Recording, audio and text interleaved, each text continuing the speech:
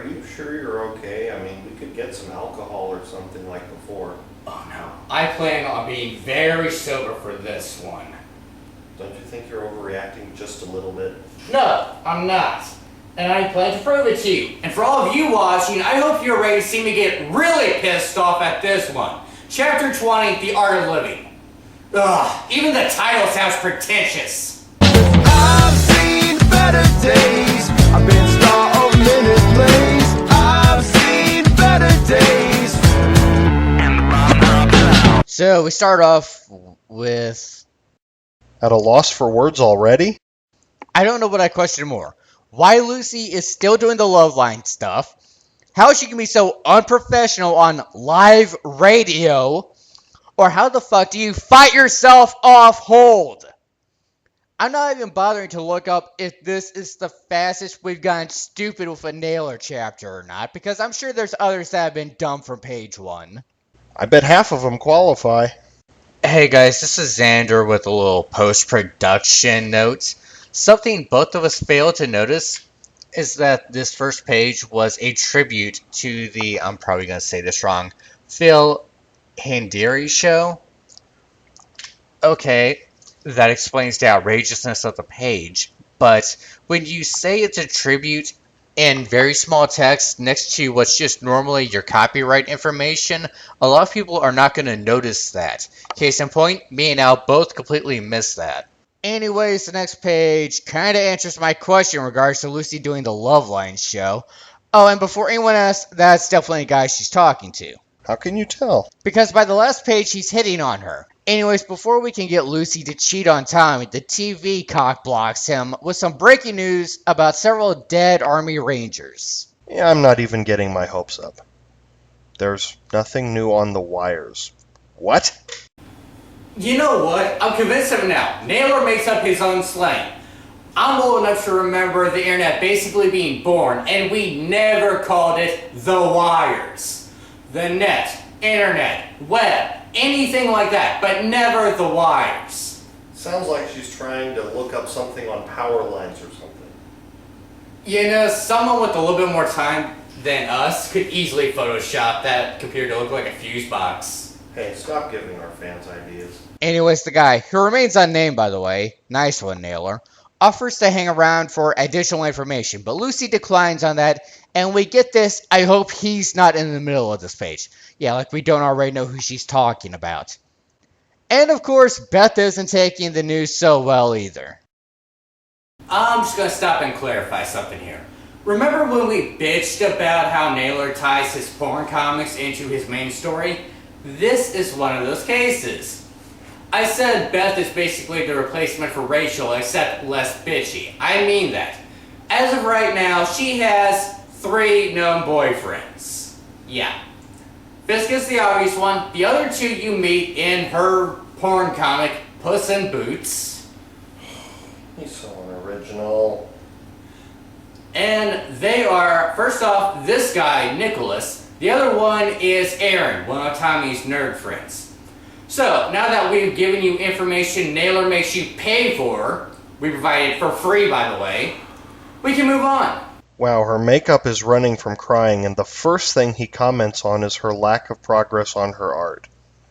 Also again, why is she not wearing pants? And check her phrasing of this. One of my lovers. Okay, there's a lot of ways that could have been worded better. It doesn't matter the guy knows she's dating several men at once. You don't casually tell him that information in that way. Someone close to me would have been a lot better. And let's be honest, Fisk is the only one that's close to her anyways. Well, Nick offers to help take her mind off things, and while you'd think this means sex because it is a Naylor comic, and you'd call him an asshole for it, surprisingly, that's not the case. They had plans to go out for the evening. Okay, Naylor, don't drop the name of a place if A, we don't know where it is, and B, you don't establish where they currently are. For all I know, he was within walking distance, or he lives halfway across the globe from her. And now the argument begins, and once again, because a woman chose to be promiscuous, she's made to suffer for it. Nick is getting pissed off playing second fiddle, and Beth is using weak arguments to justify her stance while Nick turns into a straw man. He's getting made to look like the jerk, and he is, But he's also sympathetic because no one likes to be told they don't matter, which is basically what Beth has done since he got there. Really, they both look like idiots to me. Also, if it doesn't matter that you're screwing Fisk, then why did you phrase it as one of my lovers on the previous page? And this is what a live debate with Naylor would probably be like. Nick is throwing out hard facts at Beth, and she can't even answer him properly. No, she needs an hour to think of a good retort, and her friends to back her up, followed by slamming the door in Nick's face before he can counter her rebuttal. So just like that, the relationship is over. I don't care if I'm a horrible person for saying it or the backlash I'll get. Go Nick! Seriously. I know we're supposed to feel sorry for Beth, but since Nick has shown up, she has done nothing but push him away. Didn't try to contact him on his way over to tell him about what happened. Blatantly states one of her lovers might be injured or dead or whatever. Couldn't say someone she cares about first. No, it had to be one of her lovers, reminding him he's just a number. Doesn't even attempt to go out. Does nothing but push him away. Can't even give a decent response to the argument. And by the end of it, tells him to just leave. Really, can you blame the guy for getting pissed off and leaving? You know, he's still an ass, though. Oh yeah. So Beth calls up Lucy and talks to her, tells her what happened, and now she needs some company. The next page, I admit, is kind of cute. Out of context. And we get a phone call. So, guess what asshole was perfectly fine that I wish wasn't? Not a scratch, huh? I don't know what annoys me more. Him playing it cool as always, or the fact that he's not more banged up. Also, who talks like that on a phone? He's glaring at it, not speaking through it. So, for whatever reason, Fisk is back locally. I have no idea how much time has passed. And we get Beth pouncing on Fisk right away, leaving Lucy to explain the relationship Beth and Fisk have. There's no point in doing air quotes right now, you know. Just leave me alone. This does open up a problem, though. Back in the wedding chapter, Beth and Fisk did almost the same thing, except it was a tight hug. Sheila has already seen Beth and should already have asked about this. Naylor forgot shit he wrote. What a surprise. Anyways, the next... Oh, damn it. I'm going to be censoring panels again. Anyways, what Xander started to say was we get into the real plot, if you could call it that, of the chapter. Beth gets an offer to show her artwork in New York. I hope she squeals like that more. It's like the only time I see Fisk in pain. Okay, strawberries on a goth girl. And her bra doesn't match. Whatever. Naylor's a moron when it comes to women. Okay, you know what? I'm probably being too harsh. We're guys, so we don't honestly know this stuff. Any ladies watching, if you honestly care or want to, feel free to comment and tell us if what Beth is doing is normal or not. Only a Naylor comment could possibly encourage a discussion about girls' underwear. So Fisk and Beth both are going to the art show. As a result, Lucy and Tommy are going to get to go. It's a good thing actual room costs weren't thrown in because we wouldn't hesitate to call bullshit on any figure Naylor throws out. Gorgonzola. I can't tell where that ranks on the stupid name meter. You're a couple of gorgonzolas! But before all that, we have to go shopping! Besides either someone getting screwed or someone getting told off, shopping seems to be the other reoccurring plot device that happens in a Naylor comic. Oh, God. It's kind of funny. Oh, look, the page ends with a sex joke. And that was just too predictable. So we get the airplane flight there and, oh, come on, how loaded is she? Going to New York. 5-star hotel with 2 bedrooms. Fancy new clothes. And flying first class the whole way there. This is why I can't stand your bullshit, Naylor. Learn to tone it down a bit. It's like the family that adopted Nikki all over again. And in the page, Tommy being an idiot. He seemed to sober up quickly as they get to the place they are staying in. Ugh, just fuck you, Naylor. Let's move on. No comment about the last page. Don't give a fuck. Moving on. Speaking of giving a fuck, Oh my god, just shut up. I consider blacking out this whole page. Be glad I didn't. So we get the guys being guys and competing on who can last longer. The only saving grace is they pay for it in the next morning. Finally! This does something stupid and pays for it. We have not seen that since chapter 2. Can you really call that paying for it, though? So now we get back to the soapboxing and straw manning. Naylor glorifying realistic painting while bashing on abstract and non-objective works. Okay, this is already stupid. It's generally impossible to hang a picture upside down because of the hooks or whatever that's on the back of the frame. Also, apparently buying fancy outfits for Beth means getting a new black tank top. So say hello to our straw man artist, a college student that Naylor tried to write nothing but just babbling lines for. What the moron fails to realize is his main character sounds just as pretentious. And she read it through a jet engine? Could you at least pick something reasonable? At best, if it even worked at all, you might get a fine even coating red mist.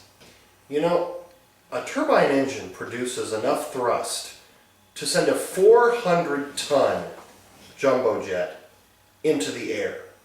You can go on YouTube and look up videos of Mythbusters sending buses and cars and trucks flying with just the air blast of a stationary jumbo jet's engine. Seriously, Naylor's a fucking idiot. And of course, Tommy would prefer to hang the jet engine on as well because Naylor has a hard-on for military machines. So now we move on to Strawman page number 2 with another Strawman, as if one was enough, the business lady. So here's the argument. She wants to hang abstract artwork in a spa because people don't want to be reminded of their own imperfections. Bullshit! Here is another real-life example, slightly different. The place I go to get my haircut, for example, actually has pictures and portraits of celebrities hanging on the walls. By Naylor's logic, I shouldn't want to be reminded that I'll never have hair like Elvis. Funny how it doesn't really bother me to see that picture hanging there, though. Wrong, Naylor! You got it wrong again! So before I give myself a heart attack, we get a break to meet Beth's sister, while we get the predictable responses in the last panel. Okay, look at Tommy's clothes between this and his last appearance. Either he got tired of wearing the sports coat, or Naylor forgot Tommy was wearing it in the first place. Okay, and back to being pissed off. Naylor shows what an arrogant fuck he is, and how he knows nothing about art when he reduces abstract art to the status of paintings of nothing. Furthermore, claiming people depict what they want and the artist has no role in anything.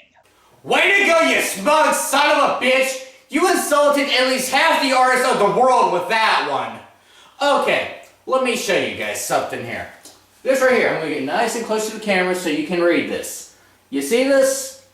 This is my degree from our local university in arts, which means I am more than qualified to tell Naylor what a fucking moron he is on the subject.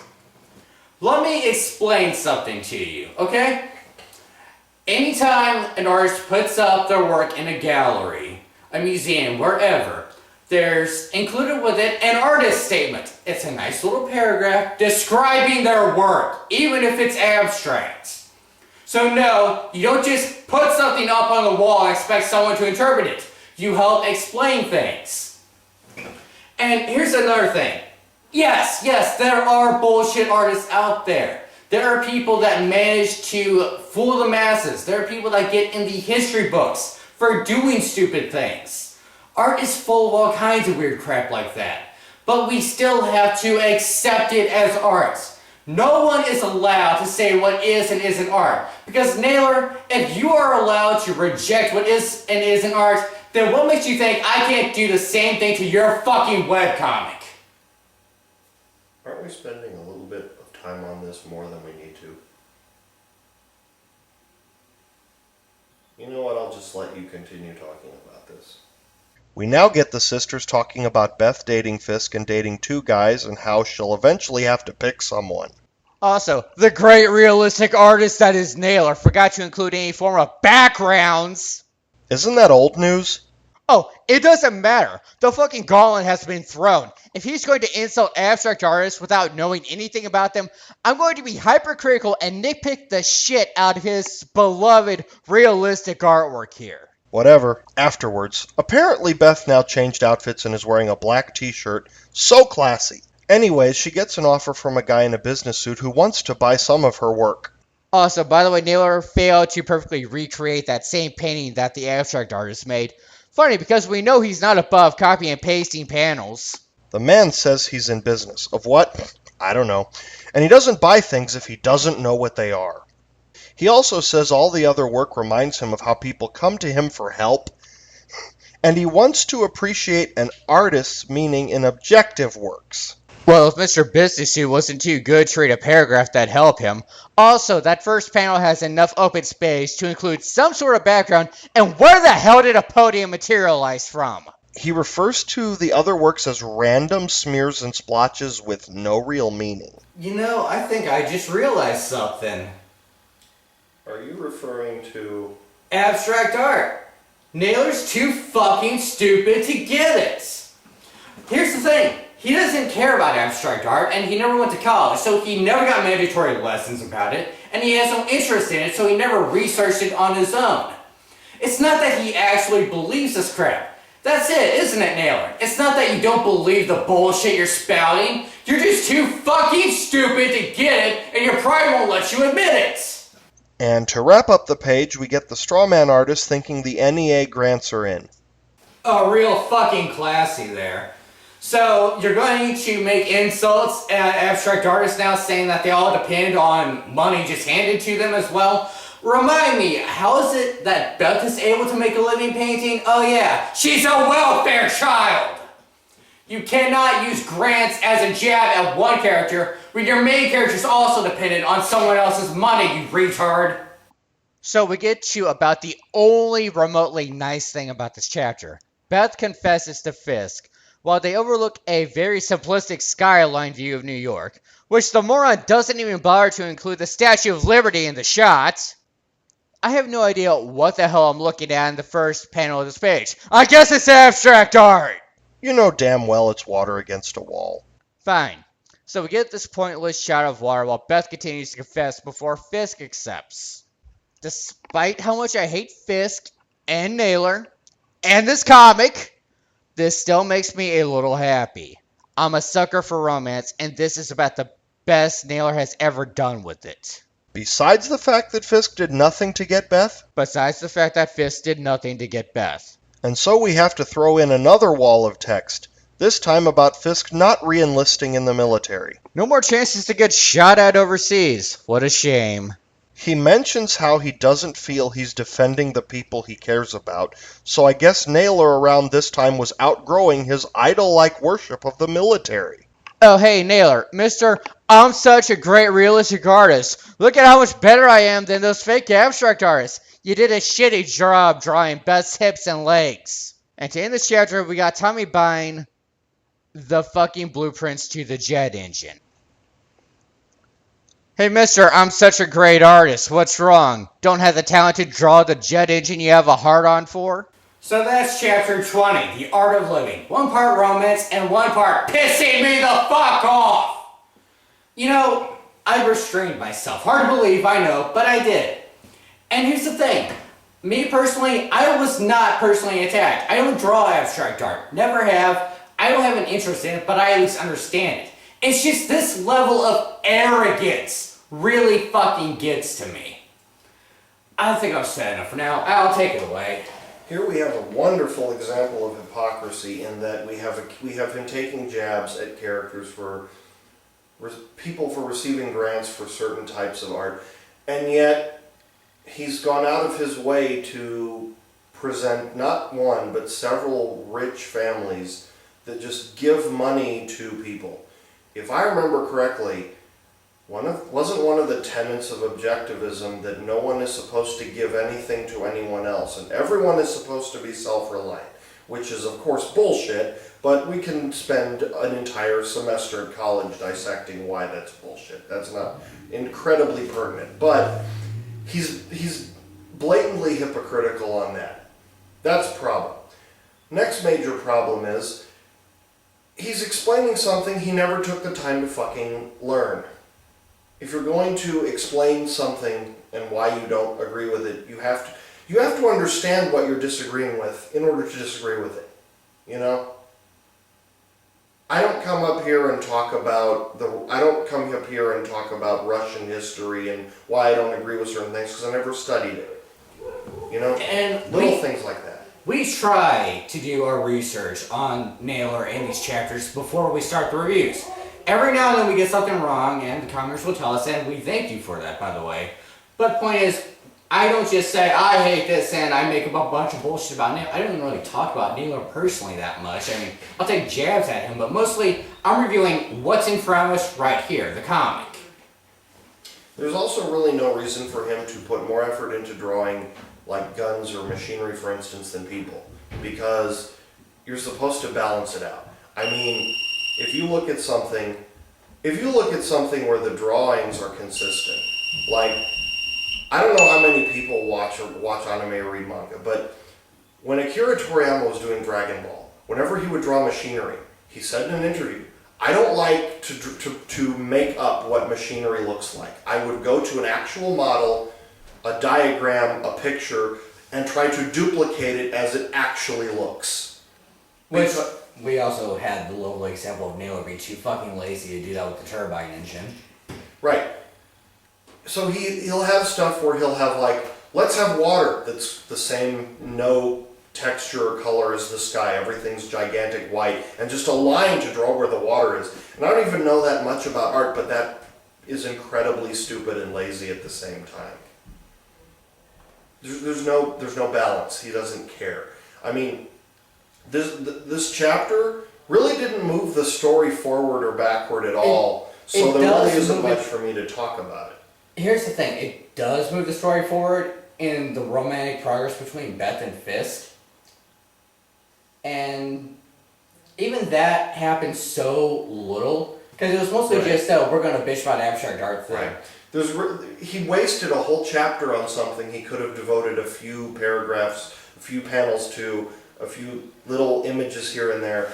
Instead, he just threw it in because he must have realized, oh, every scene is supposed to do something with the story. I better throw this one thing in the whole chapter to move it in this direction. It basically became an excuse for him to rant. Right. And I had someone ask me, if Better Days is so terrible, why not just ignore it? A couple of reasons, and one of them is because of shit like this. Because if Naylor is going to do these chapters where he's not really telling a story, he's trying to lecture people, I feel if you're going to attack people in general, regardless of how serious of a voice you have or not, people should be allowed to rebuttal against that. Besides that, and regardless of what Naylor actually thinks, critique is a good thing. And Naylor tries to ignore critique so hard, so that just makes us scream louder, and that's why we're here right now. Right. If you compare two things that have political messages as the intent of fiction, you compare something really great like 1984 by Orwell to something really bad like Anthem or anything by Ayn Rand.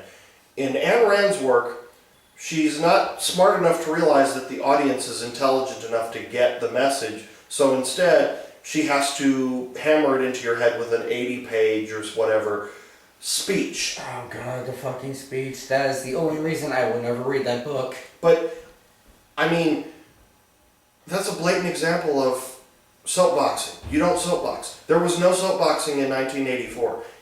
Orwell was enough of a good writer to subtly point out the message. Just by reading the story, you would get the message intended. With this, Naylor's work, he's underestimating the audience, and you don't do that. You have to assume your audience is intelligent. If you're not assuming they're intelligent, you shouldn't be writing to that audience. It's that simple. That's writing 101. It's not even if Naylor thinks his audience is intelligent enough to get it. He's just that bad of a writer. He doesn't know how to write without spelling everything out. Right. He does not know how to write without ham-fisting a message. Right. That's really all I gotta say, because this was really kind of just a blank chapter. It had really not much substance at all. It really should have just been titled, "Let's Bitch About Abstract Art." Mm-hmm. And I think that's all we have, so we'll see you guys next time. Yep. Guess what I'm drawing? Mount Rushmore. That's right! Yay! 2 seconds. Okay, Pablo, use your talent.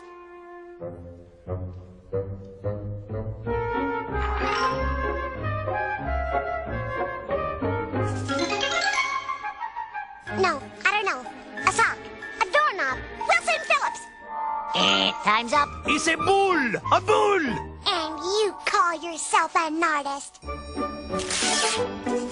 That's a bull. Oh, but that's terrible. It's ugly. Not according to the scoreboard, Mr. Sore Loser. Next round. Oh, I think that was Tommy's D&D campaign. I think it was the boss that they were supposed to kill or something. That's still stupid as fuck. Oh my god, that is stupid. There's as an fuck. entire chapter devoted to them doing a D&D campaign. You're gonna have a blast with Oh that. motherfuck, you gotta be kidding. Somehow I would. That's the one thing I don't think I ever expected him to fucking do. So, you know, seriously.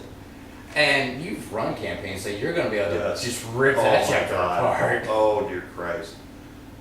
That's what, if this is my personal vendetta, that'll be your personal vendetta, Yeah. Nailer.